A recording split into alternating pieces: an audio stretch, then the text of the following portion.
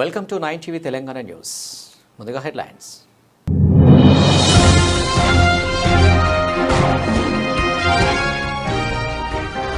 ప్రజలకు మెరుగైన వైద్య సేవలు అందించడమే ప్రభుత్వ లక్ష్యం. ఎమ్మెల్యే రాష్ట్ర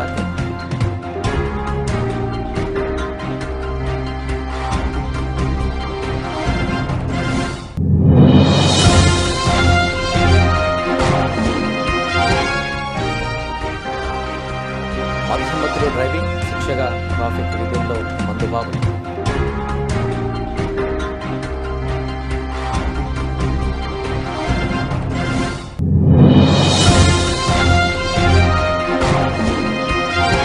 విషాదంలో అండగా నిలిచిన మానవీయ మనసులు. బాధిత కుటుంబానికి శ్రీ సీతారామ సేవ సమితి తక్షణ సహాయం.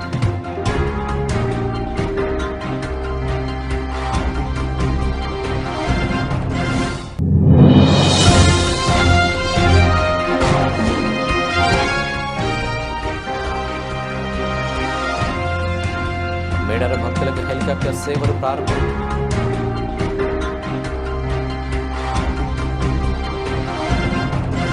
పెద్దపల్లి జిల్లా సుల్తానాబాద్లో రాజీవ్ హైవేపై కారు ఢీకొట్టడంతో ముగ్గురికి తీవ్ర గాయాలయ్యాయి. స్థానికులు వెంటనే గమనించి క్షతగాత్రులను సుల్తానాబాద్ ప్రభుత్వ ఆసుపత్రికి తరలించారు. కరీంనగర్ నుండి పెద్దపల్లి వైపు కారు వెళ్తుండగా పూసలవకు వెళ్లే హైవే రోడ్డు మీద నడుచుకుంటూ వెళ్తున్న పాదచారులపైకి ఒక్కసారిగా కారు దూసుకెళ్లింది. దీంతో ముగ్గురికి తీవ్ర గాయాలయ్యాయి. గాయపడిన వారిని స్థానికులు ఆసుపత్రికి తరలించారు. కారు ఢీకొన్న దృశ్యాలు సీసీ ఫుటేజ్లో రికార్డ్ అయ్యాయి. యాక్సిడెంట్కు గురైన కారును పోలీస్ స్టేషన్కు తరలించారు. కేసు నమోదు చేసి దర్యాప్తు చేస్తున్నారు ఎస్ఐ చంద్రకుమార్.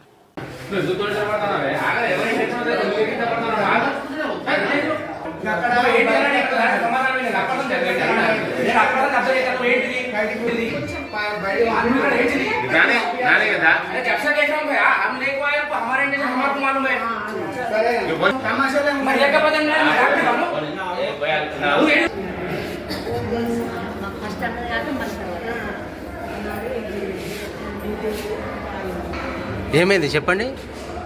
ఇట్లా పాసింగ్ చేసి ఇట్లా నడుచుకుంటూ పోతున్నాము. మీరు ఎట్లా వెళ్తున్నారు? లెఫ్ట్ సైడ్ మీరు బైకా నడుచుకుంటాను? నడుచుకుంటానే మా సార్ వాళ్ళ ఇంటికి పోతున్నాం. అంతే. స్పీడ్గా వచ్చిందా? ఫుల్ స్పీడ్ వచ్చిండు. మీ పేరు? నా పేరు భూమిరెడ్డి. ఎక్కడ మీది? ఎవరు? సిద్దిపేట మందపల్లి.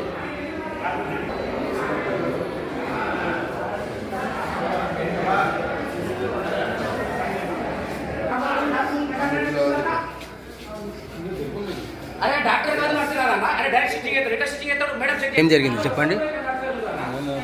నడుచుకుంటూ పోతాను, అట్లా ఆగిపోతుంది. కారు ఆగి ఉన్నది. ఇక రేపు చేసుకుంటే బయట వచ్చింది ఒక కారు. ఏంటి దాన్ని చూసేసరికి కదా తాగింది. కారణం నేను వెళ్తున్నాను. ఎంతమంది ఇంటికి ఉన్నది? ఇంకెవరికి తగ్గింది వచ్చలేదు. ముగ్గురు చూస్తున్నాను. కారు ఆగిందా వెళ్ళిపోయింది? దూరం పోయి ఆగింది. నాకు అంతగానో ఉప్పలేదు. ఇక నాకు పడిపోయినట్టు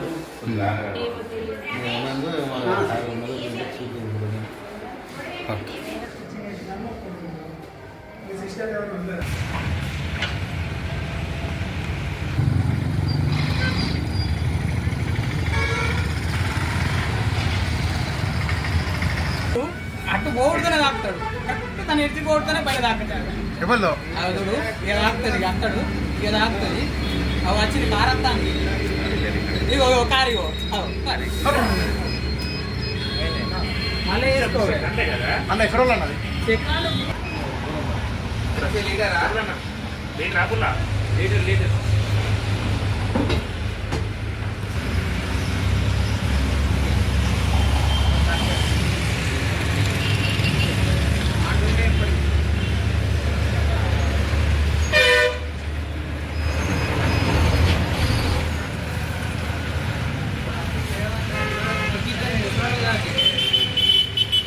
ఎమ్మెల్యే పెద్దబావి దగ్గర ఆగి పనులను పర్యవేక్షించడం జరిగింది.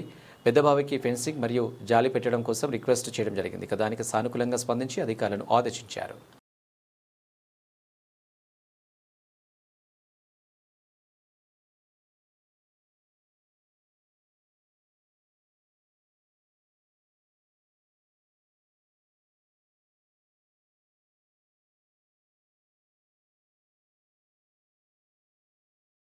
సింగరేణి ఏరియా హాస్పిటల్లో ఏర్పాటు చేస్తున్న క్యాత్ ల్యాబ్ సెంటర్ పనులను గురువారం రామగుండం ఎమ్మెల్యే రాజ్ ఠాకూర్ గారు జీఎం లలిత్ కుమార్ కలిసి పరిశీలించారు.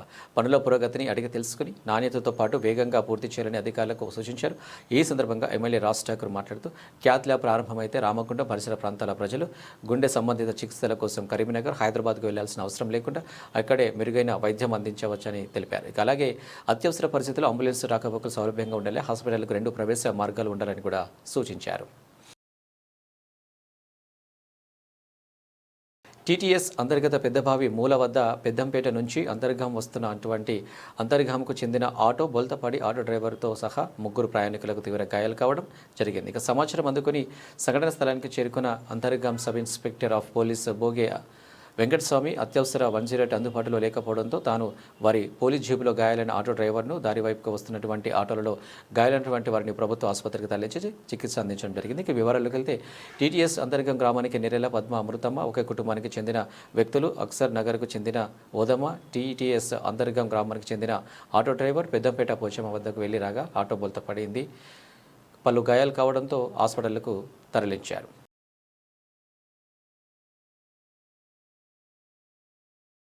మద్యం మత్తులో వాహనం నడుపుతూ పెద్దపల్లి ట్రాఫిక్ పోలీసులకు పట్టుబడిన కాచాపూర్ గ్రామానికి చెందిన తీగల అజయ్, చందపల్లికి చెందిన వర్ష తిరుపతి, చిన్న కల్వలకు చెందిన మెరుగు సతీష్ మరియు బీలవనపర్తికి చెందిన తలారి రాహుల్ అని 4 వ్యక్తులను గౌరవ కోర్టు ముందుకు హాజరుపరచగా పెద్దపల్లి న్యాయమూర్తి మంజుల 500 జరిమానా విధించడంతో పాటు 2 రోజుల పాటు ట్రాఫిక్ డ్యూటీ నిర్వహించాల్సిందిగా ఆదేశాలకు జారీ చేశారు. దానిలో భాగంగా ఈరోజు పెద్దపల్లి పట్టణంలో ట్రాఫిక్ నిధులు నిర్వహిస్తుంచారు. డ్రంక్ అండ్ డ్రైవ్ కేసులో విచారణ ఎదుర్కొన్న మందుబాబులకు తీర్పుగా అనుగుణంగా ట్రాఫిక్ ఇన్స్పెక్టర్ అనిల్ కుమార్ సమక్షంలో బస్టాండ్ కూడలిలో ట్రాఫిక్ క్రమబద్ధీకరణ విధులు నిర్వర్తించారు. అవసరంలో ఉన్న వారిని ఆదుకోవడమే నిజమైన సేవ అన్న నినాదాన్ని ఆచరణలు చూపిస్తున్న శ్రీ సీతారామ సేవ సమితి మరోసారి తన సేవా దృక్పథాన్ని చాటుకుంది. ఇక పెద్దపల్లి జిల్లా ఎన్టీపీసీ ఆటోనగర్కు చెందిన నిరుపేద వృద్ధురాలు కనకం దుర్గమ్మ అనారోగ్యంతో బుధవారం గోదావరి కనికి ప్రభుత్వ ఆసుపత్రిలో చికిత్స పొందుతూ మృతి చెందారు. కుటుంబాన్ని విషాదం కమ్ముకున్న ఈ తరుణంలో ఎన్టీపీసీ అన్నపూర్ణ కాలనీలోకి శ్రీ సీతారామ సేవ సమితి మానవీయ స్పందనతో బాధితుల చెంతకు చేరింది. శ్రీ సీతారామ సేవా సమితి అధ్యక్షురాలు గులివాడి చంద్రకళ స్పందించి తక్షణ సహాయాన్ని అందించారు. సేవా సమితి తరపున 3,000 ఆర్థిక సహాయాన్ని, అలాగే కంది సుజాత అందించి 2,000 రూపాయల అదనపు సహాయాన్ని సమితి సభ్యుడు దొమ్మిటి శేఖర్ ద్వారా కుటుంబ సభ్యులకు అందజేశారు. కేంద్ర కార్మిక సంఘాల సమాఖ్య ఆధ్వర్యంలో కేంద్ర ప్రభుత్వ కార్మిక వ్యతిరేక విధానాలకు వ్యతిరేకంగా 2026 ఫిబ్రవరి 12 నిర్వహించనున్న దేశవ్యాప్త సార్వత్రిక సమ్మె సన్నాహక ఈరోజు హైదరాబాద్లోని సుందరయ్య భవన్లో రాష్ట్ర స్థాయి సదస్సు ఘనంగా నిర్వహించబడింది. సదస్సులో INTUC secretary general Janak Prasad ముఖ్య అతిథిగా పాల్గొని ప్రసంగించారు.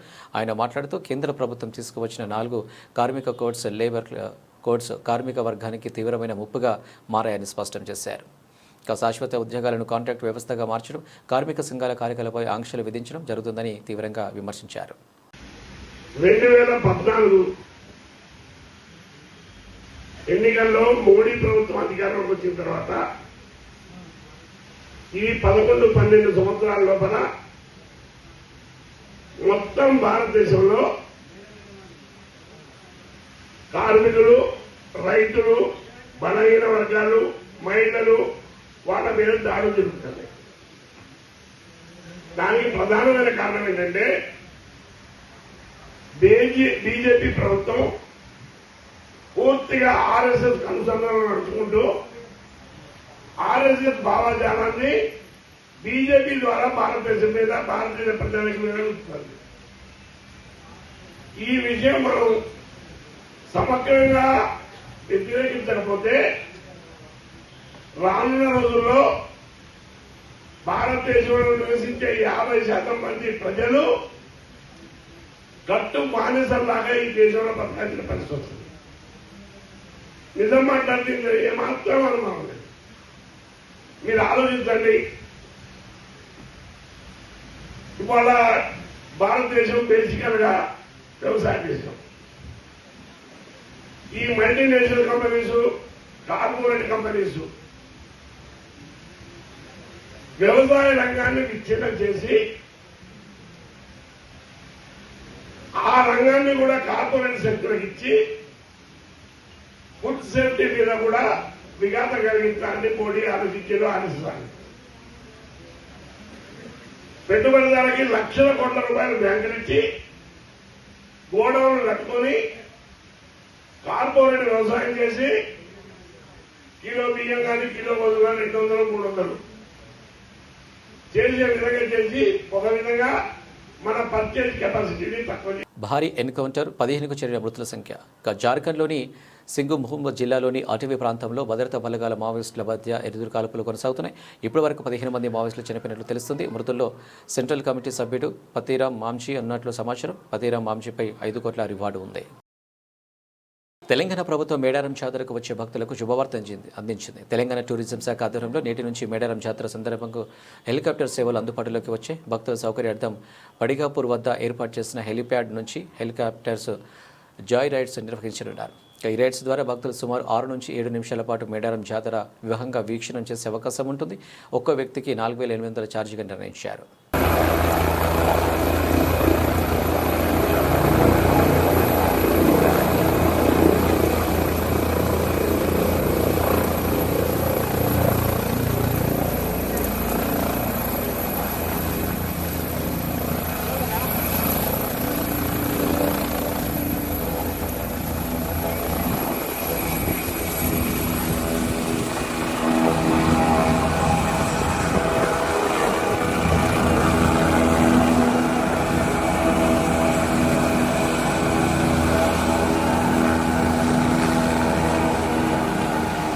కూకట్పల్లిలో హృదయ విదారక ఘటన చోటు చేసుకుంది.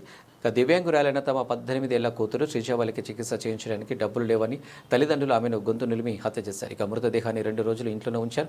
అనంతరం భార్యాభర్తలు సతీష్, ఆమని, వారి కుమారుడు నితిల్తో కలిసి పురుగుల మందు తాగి ఆత్మహత్యకు యత్నించారు. అది విఫలం కావడంతో ముగ్గురు తమ చేతులు కోసుకున్నారు. ఈ విషయం నితిల్ తన స్నేహితుడికి ఫోన్ చేయడంతో వెలుగులోకి వచ్చింది.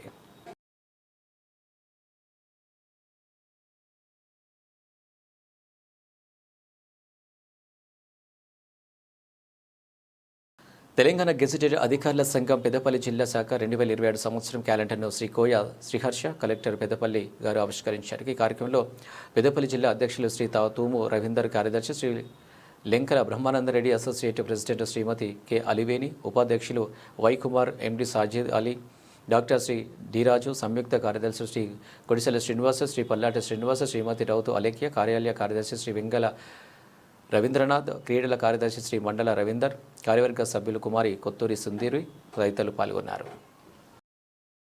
బ్యాంకు ఉద్యోగులకు కేంద్ర ప్రభుత్వం ఇచ్చిన 5 రోజుల పని దినాలను హామీని అమలు చేయాలని, బ్యాంకు ఉద్యోగుల సమస్యలను పరిష్కరించాలని డిమాండ్ చేస్తూ జనవరి 27వ తేదీన ఆల్ ఇండియా బ్యాంకు స్ట్రైక్ చేపడుతున్నామని United forum for bank unions నాయకులు అన్నారు. ఇక విజయవాడ ఎంబీ విజ్ఞాన కేంద్రంలో నిర్వహించిన మీడియా సమావేశంలో బ్యాంకు స్ట్రైక్ సంబంధించిన గోడపత్రికలు ఆవిష్కరించారు. ఈ సందర్భంగా యూనియన్ నాయకులు మాట్లాడుతూ గతంలో 5 రోజుల పని దినాన్ని అమలు చేయాలని, దానికి బదులుగా బ్యాంకు ఉద్యోగులు ఉదయం సాయంత్రం అదనంగా పనిచేసేలా ఒప్పందం చేసుకున్నామన్నారు. ఇక కేంద్ర ప్రభుత్వం 2 ఏళ్లుగా 5 రోజుల పాటు పని దినాలను అమలు చేస్తామని ఇచ్చిన హామీని అమలు చేయడం లేదన్నారు. ఇంకా 5 రోజుల పని దినాన్ని అమలు చేయలేమని కేంద్రం పరోక్షంగా చెప్పడంతో గత్యంతరం లేక జనవరి 27వ తేదీన all India bank strike చేపట్టామన్నారు.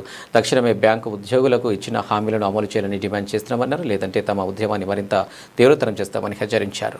Electronic media మిత్రులు మరియు వేదిక మీద ఉన్నటువంటి నాయకులందరికీ ఈరోజు యూఎఫ్బియు బ్యానర్ కింద కండక్ట్ చేస్తున్నటువంటి ప్రెస్ మీటింగ్కి స్వాగతం అండి.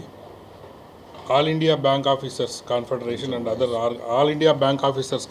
And other banks unions 9 national వైడ్గా ప్రామినెంట్ యూనియన్స్ ఏవైతే ఉన్నాయో బ్యాంకింగ్ సెక్టర్లో 8 లక్షల మంది ఎంప్లాయీస్ ఆఫీసర్స్ని రిప్రజెంట్ చేస్తున్నటువంటి అంబ్రెల్లా ఫోరం ఏదైతే ఉంది, United forum of bank unions అనేటటువంటిది 9 ట్రేడ్ యూనియన్స్, బ్యాంకింగ్ సెక్టార్లో ఉన్నటువంటి మెయిన్ ట్రేడ్ యూనియన్స్ కలిపి ఈ బ్యానర్ కింద ఈ అజిటేషన్ ప్రోగ్రామ్స్, స్ట్రగుల్స్ రెగ్యులర్గా చేయడం జరుగుతుంది.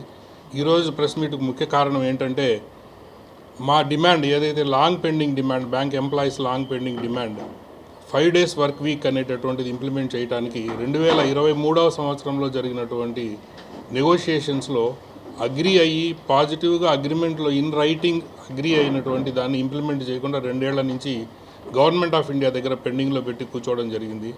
దీనికి సంబంధించి 2025 జనవరిలోనే స్ట్రైక్ నోటీస్ ఇవ్వడం జరిగింది. 2025 మార్చిలో స్ట్రైక్లో వెళ్లాలనే ఉద్దేశంతో నోటీస్ ఇవ్వడం జరిగింది. ఆ తర్వాత 2025 మార్చి నోటీసుకు ముందు సెంట్రల్ లేబర్ కమిషనర్ దగ్గర CLC దగ్గర నెగోషియేషన్స్ కోసం పిలిపించారు. ఆ నెగోషియేషన్స్ 9 నెలల పాటు ఎడదెగకుండా సాగుతూనే ఉన్నాయి. 9 months negotiations continuous conciliation meetings జరిగిన తర్వాత కూడా ఈ ఏదైతే మా long pending demand agreed accepted demand ఏదైతే ఉందో అది ఇంప్లిమెంట్ చేయకుండా పెండింగ్ పెట్టడం వలన మేము ఈరోజు ఈ విధంగా అజిటేషన్ ప్రోగ్రామ్ స్టార్ట్ చేయడం జరిగింది. దాదాపు 1.5 months నుంచి అజిటేషన్ ప్రోగ్రామ్స్ కంటిన్యూగా చేస్తూ వస్తున్నాం. పత్రికా విలేకరులకి ప్రెస్ వారికి కూడా నమస్కారాలు. నా పేరు శేఖర్ అండి.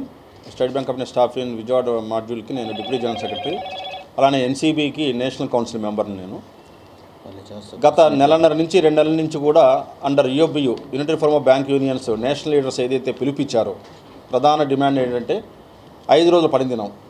ఈ 5 రోజుల పనిదినం అనేది బ్యాంకింగ్ ఇండస్ట్రీలో కొత్తదేం కాదు. ఈ 5 రోజుల పనిదినం అనేది మాకు ఆల్రెడీ 10th బైపార్టేట్లో అగ్రిమెంట్ ప్రకారంగా 2nd Saturday and 4th Saturday ఏదైతే హాలిడేస్ ఇచ్చారో, తర్వాత 11th బైపార్టేట్లో మళ్ళీ మేము దాని మీద రిమైనింగ్ సాటర్డేస్ కూడా మాకు హాలిడేస్ కావాలని చెప్పి మేము ప్రపోజల్ పెట్టినప్పుడు మళ్ళీ 12th బైపార్టేట్లో ఐబీఏతోనూ గవర్నమెంట్తోనూ ఒక అండర్స్టాండింగ్ ఎష్యూరెన్స్ వచ్చింది. ఐబీకి మేము డెఫినెట్గా దీన్ని ఇంప్లిమెంట్ చేయడానికి గవర్నమెంట్తో మాట్లాడి చేస్తామని చెప్పి ఒక ఎష్యూరెన్స్ ఇచ్చారు. ఎప్పుడు 12th బైపార్టేట్లో ప్రతిసారి కూడా యూఎఫ్బియు బ్యానర్లో ఎప్పుడు వెళ్ళినా కూడా ఐబీఐ ఏం చెప్పిందంటే మేమైతే అగ్రిమెంట్ అయిపోయాము, ఓకే అనేసాము, గవర్నమెంట్ దగ్గర ఉందని చెప్పి finance minister madam Nirmala Sitharaman గారి దగ్గర ఉందని చెప్పి చెప్పడం, లీడర్స్ అందరూ కూడా మేడం గారి యొక్క అపాయింట్మెంట్ తీసుకుని మాట్లాడినప్పుడు కూడా మేము కన్సల్ట్ చేయడానికి రెడీగా ఉన్నాము, కొద్దిగా టైం పడుతుందని చెప్పి చెప్పడము, అలా ప్రతి నెల దాన్ని ప్రొలాంగ్ చేసుకుంటూ వెళ్తూ చివరికి ఇవ్వలేని స్థితిలో ఉన్నాము అనేటువంటి ఒక సిగ్నల్ బయటికి రావడంతో గత్యంతరం లేక గత నెలన్నర నుంచి కూడా వివిధ కార్యక్రమాలు యూఎఫ్బియు కింద మేము చేపట్టాము. ప్రతిరోజు కూడా ప్రతిసారి కూడా ఒక ధర్నా కార్యక్రమము, అలానే బ్యాడ్జ్ వేరింగు, అలానే ట్విట్టర్ క్యాంపెయినింగ్ దేశం మొత్తం మీద. లాస్ట్ టైం 2 times మేము ట్విట్టర్ క్యాంపెయిన్లో దాదాపుగా 4 లక్షల పైగా ఎంప్లాయీస్ అందరూ కూడా ట్రెండింగ్ న్యూస్ కింద దీన్ని ఇంప్లిమెంట్ చేశారు. దీనికి ప్రధాన కారణం ఏంటంటే అన్ని రంగాల్లోకెల్లా బ్యాంకింగ్ రంగం అనేది ఫైనాన్షియల్ సెక్టర్లో ఇంపార్టెంట్ ఒక రంగం. ఈ రంగంలో చేసేటువంటి అధికారులు కానీ ఎంప్లాయీస్ కానీ ఎంత పని ఒత్తిడిలో పనిచేస్తున్నారనేది వర్ణనాతీతం. ఈ పని చేస్తున్నా కూడా క్వాలిటీ ఆఫ్ వర్క్ అనేది రాను పడిపో. Bank employees federation of India Andhra Pradesh ప్రధాన కార్యదర్శి. United forum of bank unions ఆధ్వర్యంలో దాదాపుగా 5 రోజుల పనిదినం కోసం దశాబ్ద కాలంగా జరుగుతోంది పోరాటం. 2015లో 2 శనివారాలు సెలవుగా ప్రకటించారు. త్వరలో మిగతా 2 శనివారాలు కూడా సెలవు ప్రకటిస్తామని హామీ ఇచ్చారు. కానీ హామీని నెరవేర్చకుండా ఆనాటి నుంచి ఈనాటి వరకు కూడా కాలయాపన చేస్తూ వచ్చారు. తర్వాత 2023 MOU చేసిన సందర్భంలో ఫైనల్ సెటిల్మెంట్ చేసే నాటికి దీని ఆమోదంలోకి తీసుకొస్తామని చెప్పి హామీ ఇచ్చి సంతకం పెట్టారు. తర్వాత 2024 మార్చిలో 8వ తారీఖున ఫైనల్ సెటిల్మెంట్ సైన్ చేసేటప్పుడు ఇంకా కొద్ది సమయం మాకు కావాలి, ఈ ఫైనల్ సెటిల్మెంట్ డేట్ నుంచి 6 నెలల లోపల మేము ఈ 2 రోజుల పనిదినాన్ని సెలవుగా మళ్ళీ అమలు జరుపుతామని హామీ ఇచ్చారు.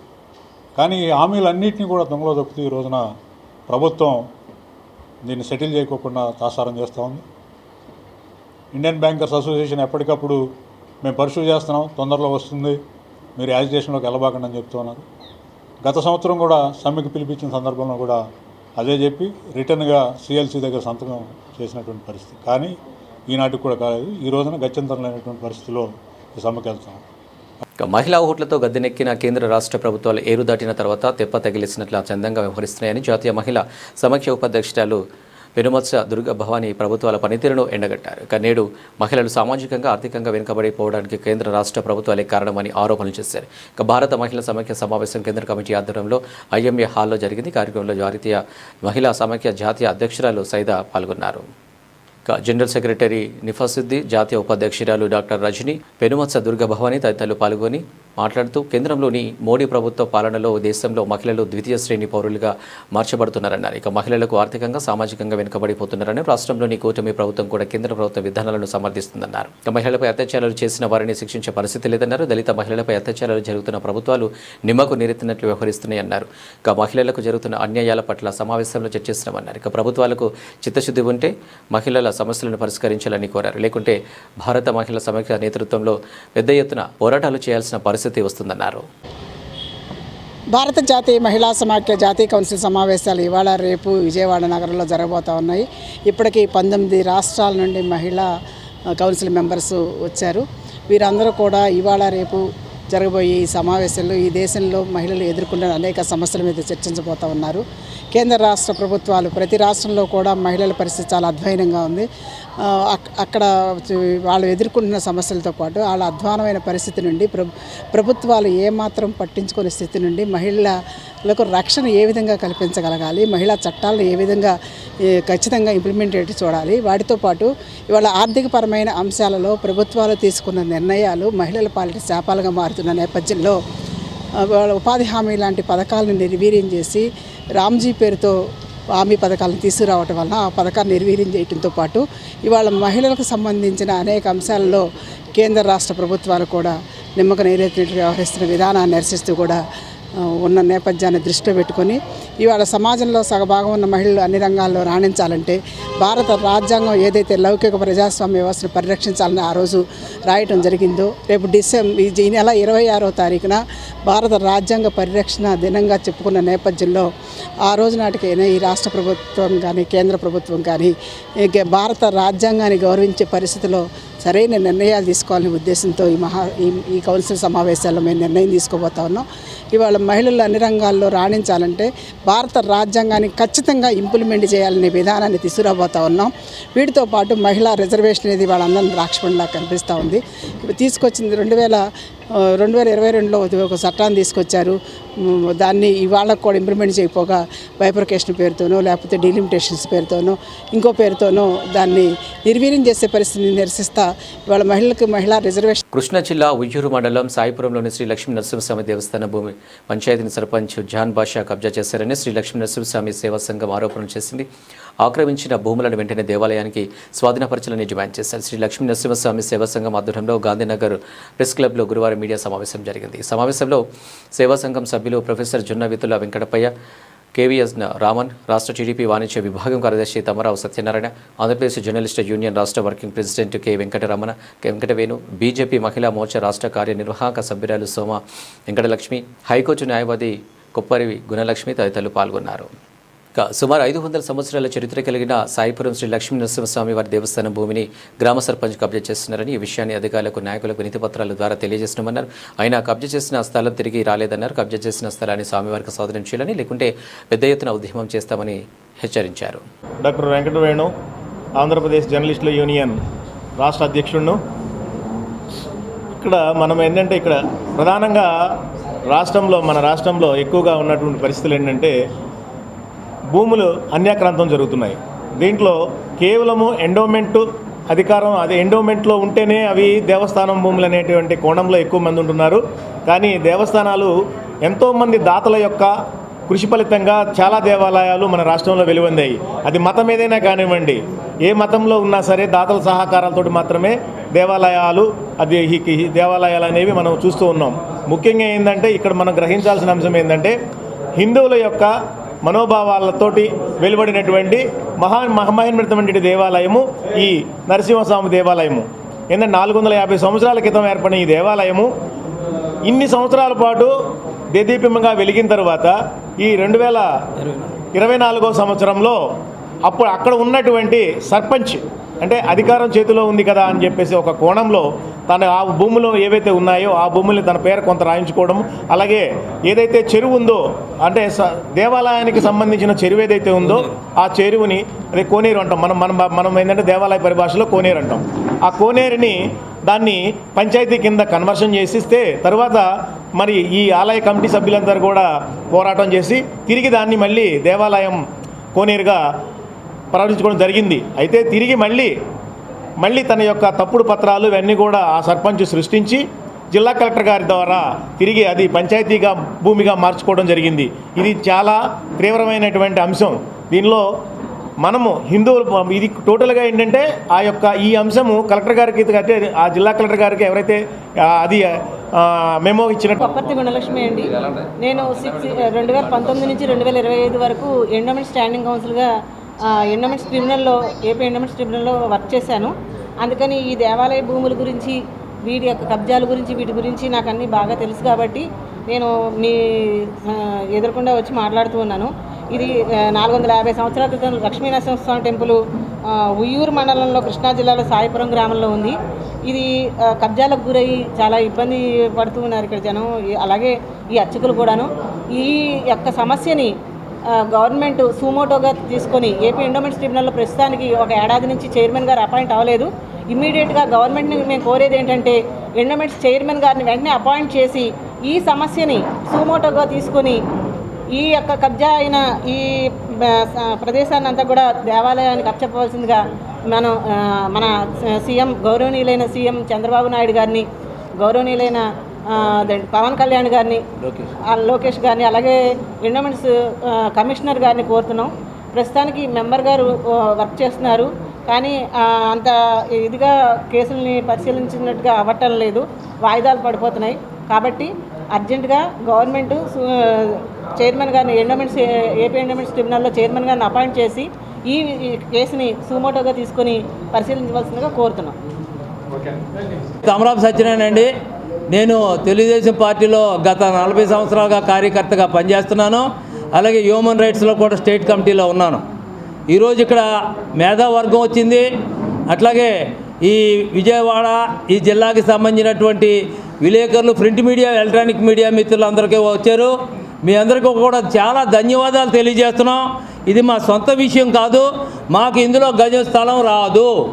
450 సంవత్సరాల క్రితం ఏర్పడినటువంటి ఒక లక్ష్మీ నరసింహస్వామి టెంపుల్, 450 సంవత్సరాల క్రితం ఏర్పడినటువంటి లక్ష్మీ నరసింహస్వామి టెంపుల్, ఆ టెంపుల్కి సంబంధించినటువంటి 8 ఎకరాల 70 సెంట్లు భూమిని ఈ మధ్యకాలంలో 2 సంవత్సరాల లోపల ఆ స్థానికమైనటువంటి సర్పంచ్ అధికార దర్పంతో ఆ 8 ఎకరాల 70 సెంట్లు లాక్కోవడమే కాకుండా ఆ దేవస్థానాన్ని పక్కనే షెడ్లు వేసుకుని దేవస్థానాన్ని శివాలయానికి సంబంధించినటువంటి 290 గజాల భూమిని కబ్జా చేసి షెడ్లు వేసుకున్నారు. ఇది ఎంతవరకు న్యాయం అనేది ఇక్కడ తెలుగుదేశం పార్టీ, బీజేపీ, జనసేన పార్టీలే కాకుండా ఆ గ్రామ ప్రజలు పెద్దలు కూడా వచ్చారు. ఈయన ప్రొఫెసరు, 86 సంవత్సరాల ప్రొఫెసరు. అట్లాగే ఆ గ్రామంలో ఆ దేవాలయాన్ని కాపాడుకోవడం కోసం తను 10-20 సంవత్సరాల నుంచి సాయశక్తిలో కృషి చేస్తున్నారు.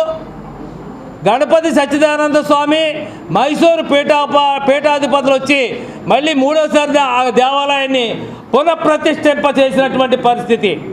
అలాగే ఈవేళ RTI right to information act కానీ, జర్నలిస్టులకు సంబంధించినటువంటి ఫోరాలు కానీ, హ్యూమన్ రైట్స్ కానీ, బీసీ సంఘాలు కానీ అనేక సంఘాలు ఈవేళ ఈ విషయాన్ని మీ అందరి దృష్టికి తీసుకొస్తున్నామంటే దయచేసి. బులెటిన్ ముగించే ముందు హెడ్లైన్స్ మరోసారి.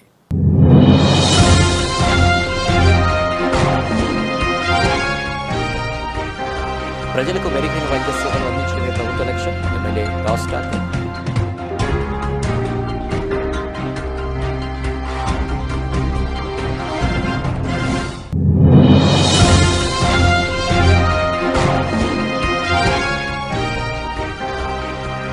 మధ్యమధ్యలో డ్రైవింగ్ శిక్షగా ట్రాఫిక్ విధుల్లో మందుబాబు.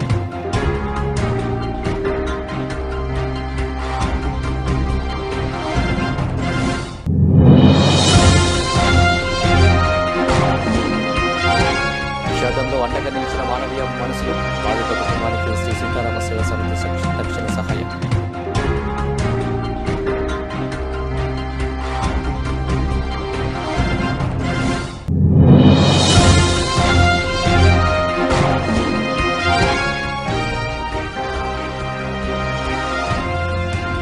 మేడారం భక్తులకు హెలికాప్టర్ సేవలు ప్రారంభం.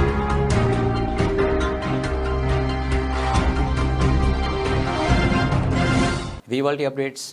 నమస్తే.